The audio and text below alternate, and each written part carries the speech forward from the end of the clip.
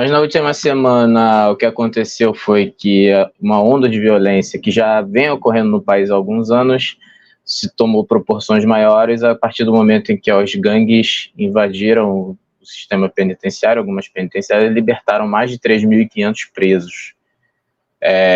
Algumas centenas não quiseram sair, preferiram ficar dentro da cadeia com medo, né, da repercussão. O presidente do Haiti, Ariel Henry, estava fora do país, estava em visita ao Quênia, né, porque existe uma negociação com a ONU para montar uma força de paz, né, uma força de segurança para atuar no Haiti, sob a liderança do Quênia, com envio de cerca de 3.000 a 4.000 soldados. E aí ele não pôde voltar, né, parou em Porto Rico, que é território norte-americano, e ainda não voltou ao Haiti, que tem ali suas forças de segurança totalmente controladas agora pelos esses grupos paramilitares, pelas gangues que vêm atuando já há alguns anos, especialmente, já desde antes disso, mas especialmente desde do assassinato do presidente Jovenel Moïse, em 2021. Então, a condição política e de segurança do Haiti tomou proporções ruins, instáveis, a instabilidade ficou muito grande, e essas gangues elas passaram a atuar cada vez mais, a ter um papel cada vez maior, né, um poder cada vez maior sobre as cidades no Haiti, especialmente na capital. Estima-se que elas controlam hoje cerca de 80% da capital, e vivem, obviamente, dos roubos, dos sequestros, da exploração da imigração ilegal, principalmente para os Estados Unidos, e também do tráfico de armas. Então, hoje, a gente tem uma situação de extrema calamidade, de instabilidade política, de violência.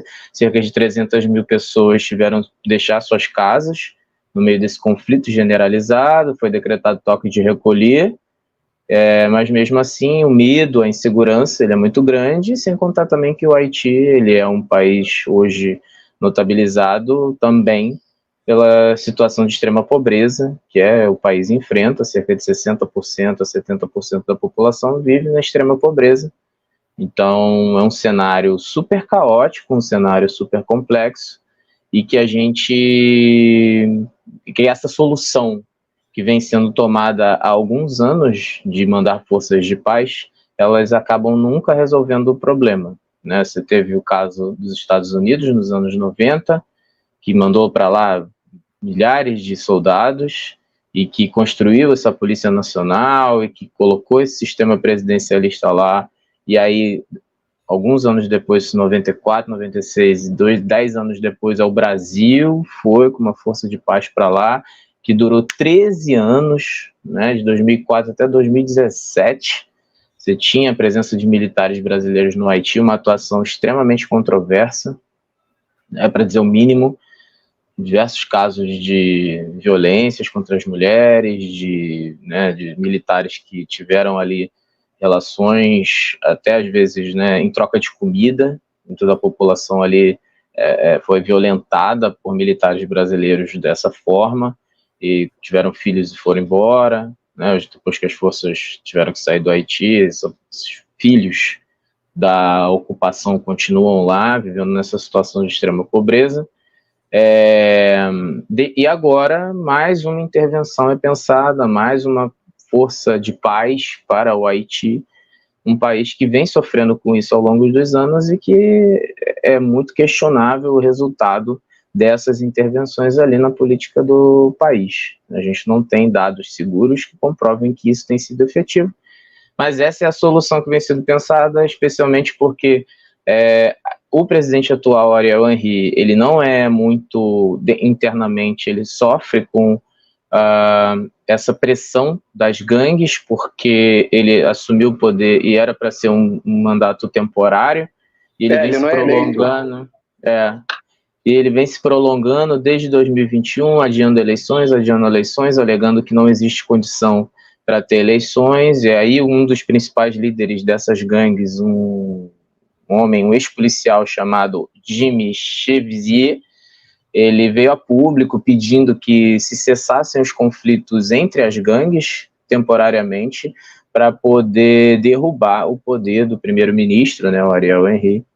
E então a situação ela é extremamente complexa, extremamente instável. A legitimidade, ali há um vazio de poder muito grande, e quem nesse vazio de poder das instituições, né, quem assume o poder são essas gangues.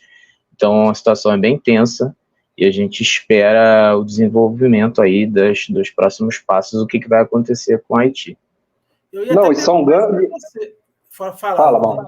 Pode falar. Não, são gangues paramilitares, porque esse próprio Jimmy aí que você falou, ele é ex-policial e ele tem um arsenal enorme de armas dos grupos. E pior, tem pequenos grupos em guetos, organizados, que não só tratam de tráfico de drogas e de crimes, eles são de autodefesa mesmo, até contra a mão do Estado e também desse grupo liderado pelo Jimmy que quer tomar o poder, né?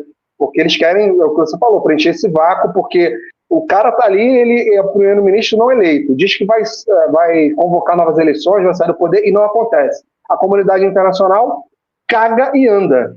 Os próprios Estados Unidos não emite comunicado nenhum, a ONU finge que está vendo e que vai acontecer alguma coisa e nada acontece.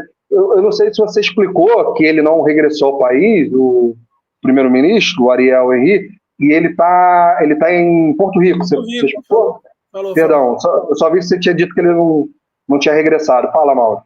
Não, é isso que eu ia perguntar para o Vinícius, é justamente isso, né? Se toda essa crise atual é fruto e reflexo das demais crises que a gente acompanhou antes, inclusive com o envio de militares brasileiros, né? E você já respondeu que sim.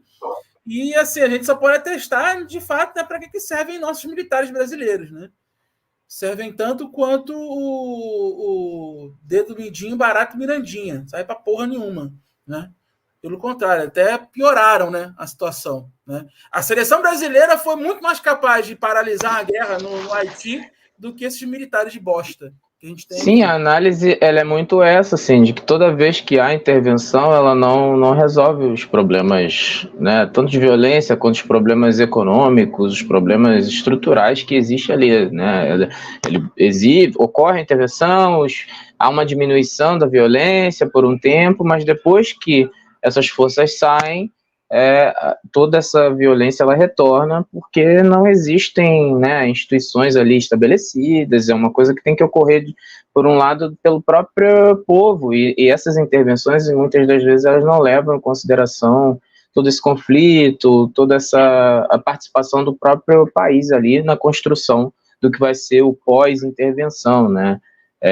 Sem contar que a gente tem uma história, a gente pode depois falar isso mais detalhadamente, mas de um país que sofreu e que sofre até hoje a pena ou as consequências de ter sido o primeiro país a fazer uma revolução de escravos, né? Então, desde 1804, né, que o Haiti é o segundo país a ter independência nas Américas, depois dos Estados Unidos, mas diferente dos Estados Unidos, quem lidera, e talvez o caso único nas Américas, quem lidera o processo de independência é a população escravizada.